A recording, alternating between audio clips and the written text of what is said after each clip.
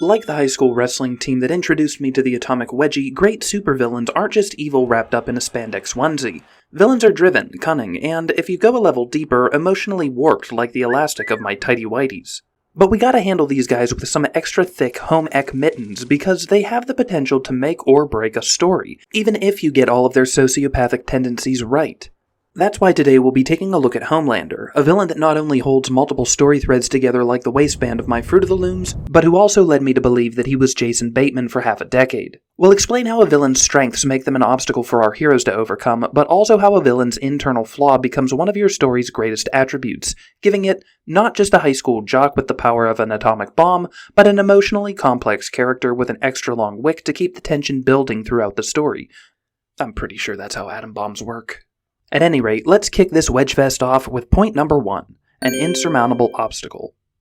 So villains should be overpowering by one means or another. If your hero is still getting wedgies from someone that's weaker than they are, that's not called bullying, that's a kink. No judgment.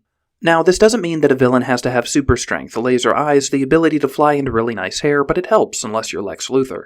Your villain can be Rain Man levels of smart, maybe their power comes from wealth or fame, or it can even be a willingness to stoop so low that your heroes are afraid to push forward. But, unfortunately for our heroes, Homelander has a lot of these qualities too, and that's just perfect. Not for your heroes, but your story will thank you.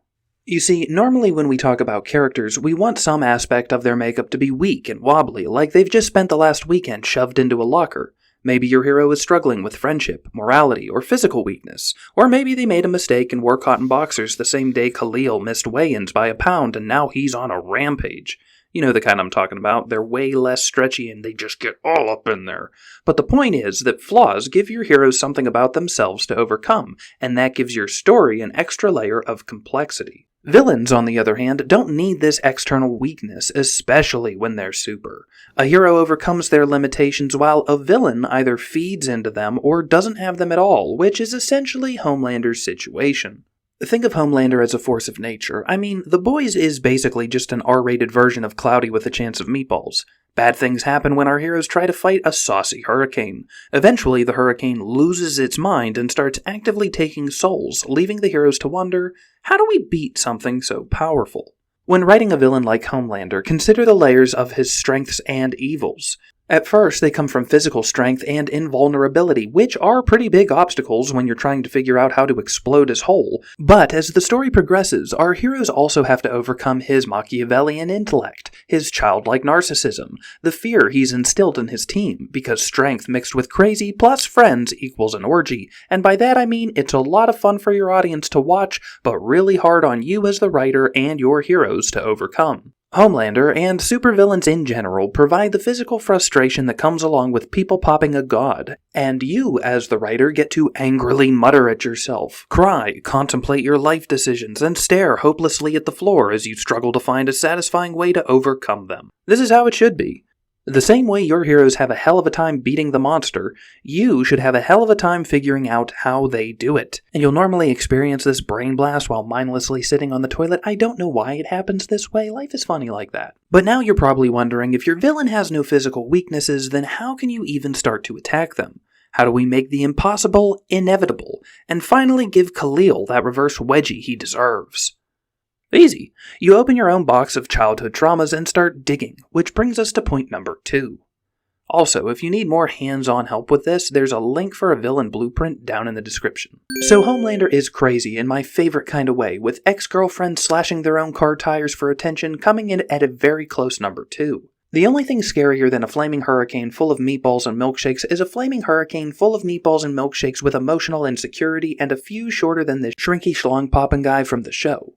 Homelander is more unstable than my YouTube views, which sucks for our heroes, but it's great for our viewers because it keeps them on the edge of their butts. You see, the same way a good horror creates an omnipresent monster, a great superhero story can create an omnipresent supervillain either because they have crazy hearing, super speed, the ability to fly, can see through walls, or all the above because why not? You never know when Homelander is going to land in your backyard, smell someone on your clothes, and microwave your face for admitting he's scary. He's a badge of explosive chemicals held by a man with Tourette's, prepped to go off at any moment. But wait, there's more, because just being crazy is actually a little fatiguing for your audience. People can't stay terrified forever. It's exhausting, like having someone crawl into your urethra while having a sneezing fit. How many nanoseconds can you really do that before it quits being fun? As a writer, you always want to have your own schizophrenic self-talk where you ask yourself, something terrible is going to happen, but how long can my audience take the suspense? What the writers got perfect with Homelander was his slow descent into psychological volatility mixed with a gradual exposure to what sends him over the edge. It's like any other romantic relationships you've ever had. You come for the crazy, but then you realize how deep the crazy hole goes, and before you know it, you're blowing up buttholes, sneezing off wieners, and discovering the best part of waking up isn't Folgers, but simply just having survived another romantic evening with the blowtorch. Now, as kinky as not Jason Bateman is, there's another level of Homelander's character that makes him insanely fun to watch beyond canned-up crazy juice: his intellect. Now look, Khalil wasn't on the chess team, but he always knew how to find an unsuspecting pair of cotton tushy huggers and hork them up to the nips. The ability to think ahead of, outsmart, and corner your hero is what really puts a finishing touch on the character's threadometer, and the show does this easily by using an elevator. I mean really, this elevator did so much heavy lifting for the suspense of this show. Thank God Homelander is the only one that can fly, because otherwise I have no clue what the writers would have done. Anyway, without intellect, it doesn't matter how powerful your villain is, your heroes are just fighting a Snorlax or maybe a double Baconator with cheese. But Homelander isn't just a wrecking ball, he's a Chinese all-you-can-eat buffet balancing inescapable deliciousness with explosive repercussions and collateral damage to your butt throne. Every smile, laugh, or nod of agreement is just a facade, and the Homelander we see on the surface is simply disguising a monster waiting to explode. But, just like Khalil, the monster in a singlet isn't complete because they're just strong and can score slightly above a vegetable on the state exams. Your villain also needs to take a lesson from my overstretched gutchies and go a layer deeper. Every villain has a defining moment where they changed for the worse. For Khalil, it was probably failing coloring class in kindergarten, but for Homelander, it was his entire childhood. Now, I like to think I also had a terrible childhood. Didn't contribute to my 401k, didn't start a business, never had kids. I just lived at my mom's and ate all her food until... Anyway, but Homelander didn't have a mother, hence his strange milk-tongue tickling habit. He didn't have a dad, a friend, really anyone to advocate for his emotional well-being beyond this very angry inner dialogue which sounds a lot like my self-talk when I need to edit another YouTube video. There is a depth to Homelander that gradually gets fed into the storyline over the seasons, and each event, while it doesn't forgive every evil, selfish act Homelander commits, helps to explain it. We see evil less as a part of his DNA and more of a consequence of his messed up childhood. His narcissism makes sense when he never had anyone else to care about growing up.